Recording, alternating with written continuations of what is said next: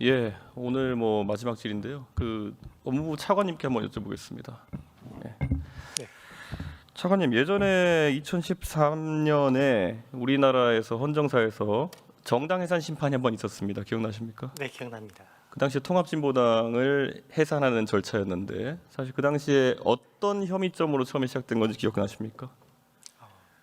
기억을 못 하고 있습니다. 예, 그때 통합진보당에서 이석기 의원이라는 분이 계셨는데 이분이 어디 회합 자리에 가가지고 뭐 사제폭탄을 만드느니 뭐 이런 얘기하시고 그래가지고 내란 음모죄로 우선 들어갔습니다. 근데 나중에 이제 법원에서는 최종적으로 이제 뭐 이 부분은 무죄 나오고 다른 내란 선동이나 이런 쪽에서 유죄가 나오시고 이런 걸로 알고 있는데, 그래서 그때 이것 때문에 1심이 나오기 전에 바로 이제 그 당시 정부, 박근혜 정부죠. 그 당시에 황교안 법무부 장관이 정당 해산 심판에 들어갑니다. 네. 그런데 그게 인용되었죠.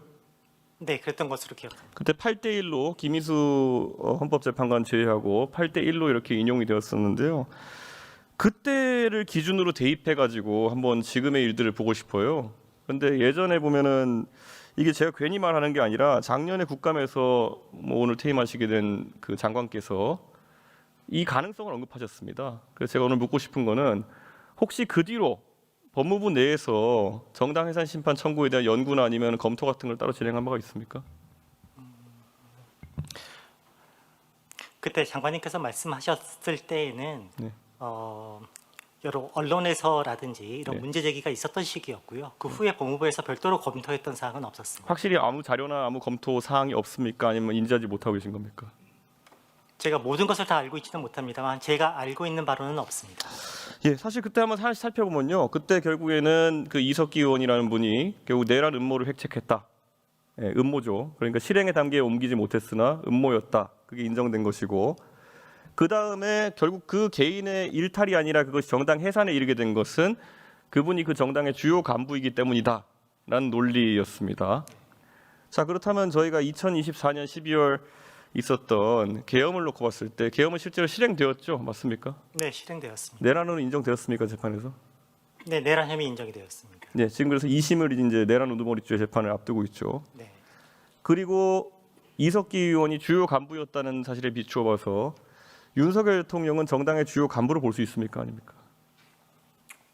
정당이라 보기는 애매하겠죠. 네, 그렇습니다.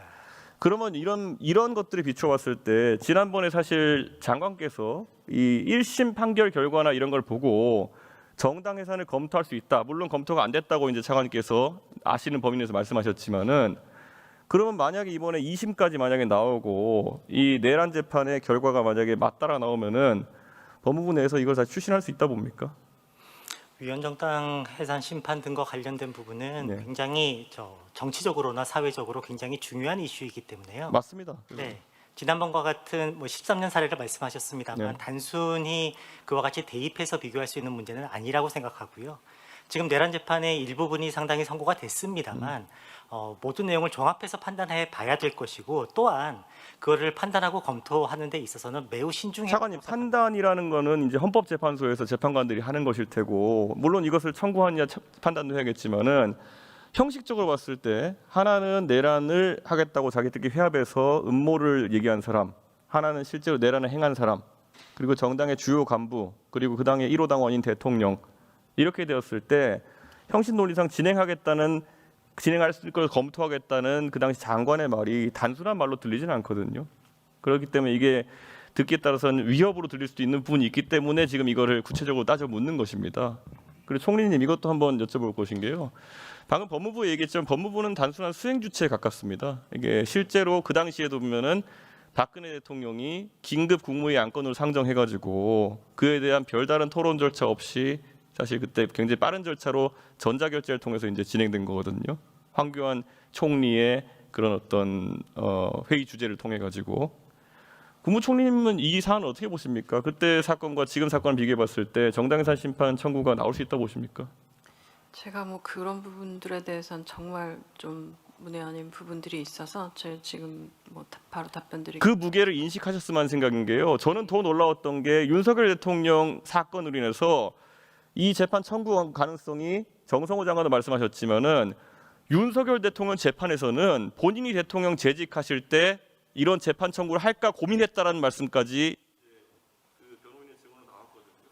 그렇기 때문에 방금 그 차관과 총리께서 말씀하신 것처럼 굉장히 엄중하고 조심스러운 절차로서 이것이 검토돼야 되는데 저는 이제 윤석열 대통령의 여러 가지 판결이나 이런 것들이 나온 다음에 정치권 일각에서의 주장이 있을 것입니다.